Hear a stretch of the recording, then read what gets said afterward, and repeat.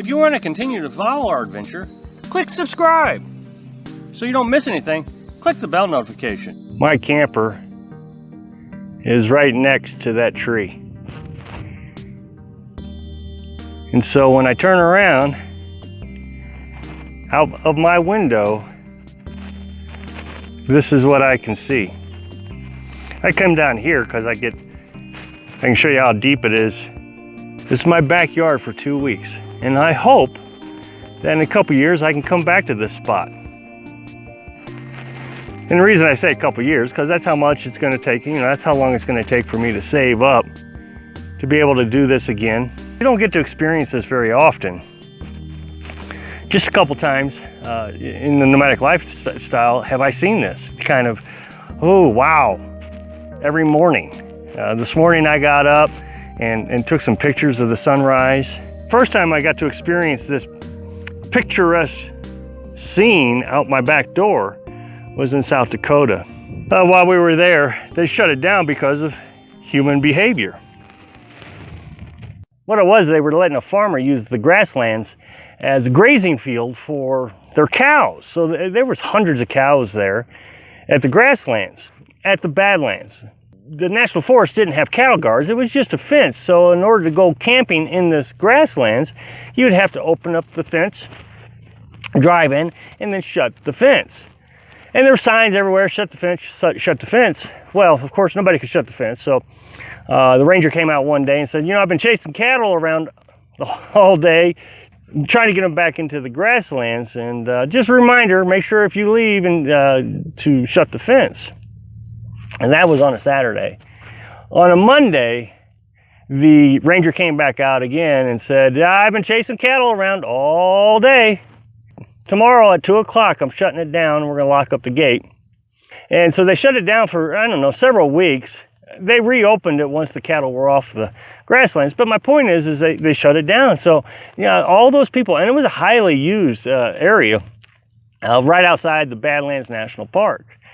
Lots of people came daily. And so all those people missed out on being able to camp there because of a few people who, well, I don't even know if it was a few people. It was a lot of people who wouldn't shut the gate.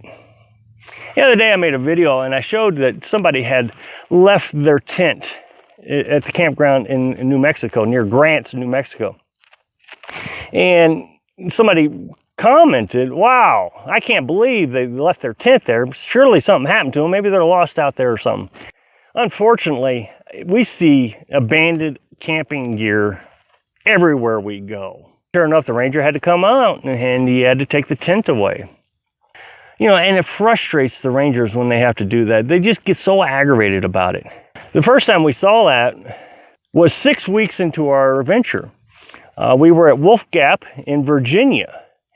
And there was this huge tent. It was a multi-room tent. Huge. I bet that thing cost hundreds of dollars. And we were there 2 weeks and no one was there. We walked by it every day. And of course, every day that we walked by, we got a little bit more nosy and a little bit more nosy. Finally, we just looked inside of it and everything had been cleaned out. It was just a tent, a cooking pot out on the picnic table. Well, when the ranger came by, I informed him that we'd been there for almost 2 weeks and there was nobody there. Well, he tore it down immediately. The very next campground we went to was at Hawk Campground, again in West Virginia. And this one was really bad. Not only did they abandon their tent, they abandoned all their trash there too. Well, of course, the animals got into it. So Carolyn and I, we took our shovel over there. We shoveled up all the trash. Of course, we left the tent. And then when the ranger got there again, we told him that the tent had been there several days and we picked up the trash. And once again, oh man. And he goes over there and he has to tear down the tent. In Florida, we got to the campground. It was hunt season again. And somebody left one of those $100 canopies. I know it was $100 because I had been pricing them because I was thinking about maybe getting one. And it was just, he left it set up and everything. He tore down his entire campground, his campsite, and just left it there, set up. So it's a very common occurrence. Again, in Florida, different campground. We were at, this last time that we were in Florida, Tent was there for 2 weeks straight. No one ever stayed in it. It was just there, had clothes, sleeping bags, the whole deal. So just the other day, I saw a post on Facebook. Ehrenberg, Arizona has had a huge problem with people leaving their campsites and staying for too long, and just it's become a real problem. People don't do what I think a lot of people expect to happen, which is you stay at your campground for 2 weeks and then you move on and you travel the country and you be a nomad. This isn't come out here, live in one spot. But what has happened now is at Ehrenberg, at a state-ran camp area, and a lot of people started just moving in there. Well, the crime rate has gotten really bad around this Highway 10 right at this one exit. People are starting to use this land as their own. And they started building, erecting sheds and leaving their camp trash and their trash. Police officers, state patrol, and just a whole bunch of different people had to come out and clean it up. Tow truck companies. So they gave everybody 2 weeks notice, said you had to get out of there. Well, they didn't get out of there, of course. That's always the case. They had to pack up 130 pounds of trash. They towed a bunch of vehicles out of there. Now that everything has been cleaned up, the crime rate has actually dropped in the area.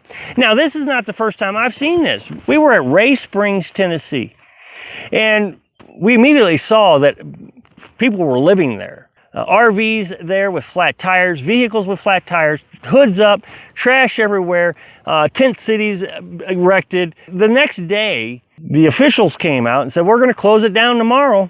Kept an eye on it. A few people have reported on it to me that they open it up and shut it down and open it up and shut it down. But the crime rate was very bad. Here's my issue.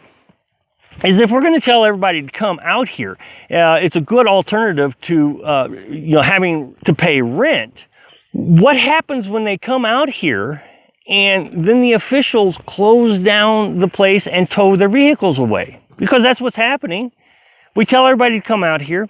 They come out here, they start to live on a piece of property, and then a couple years later, the officials come in, clean it all up, take all their stuff. Thanks for watching.